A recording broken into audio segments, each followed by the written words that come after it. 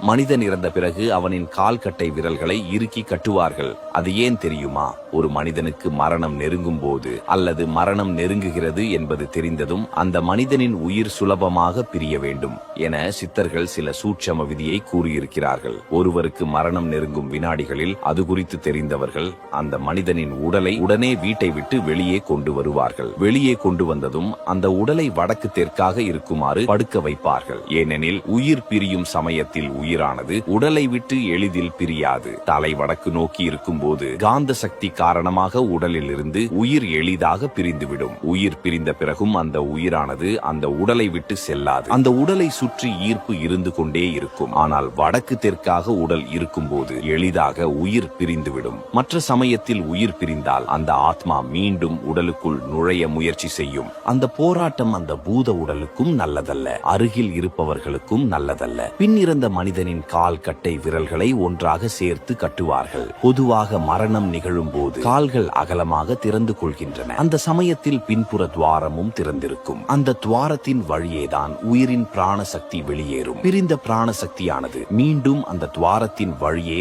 உள்நுழைய முயற்சி செய்யும். அப்போது உடனே கால் கட்டை விரல்களை சேர்த்து கட்டிவிட்டால் திறந்திருக்கும் பின்புற துவாரம் மூடிக்கொள்ளும். உடலுக்குள் நுழைய முயலும் பிராண சக்தியின் முயற்சி பலிக்காது.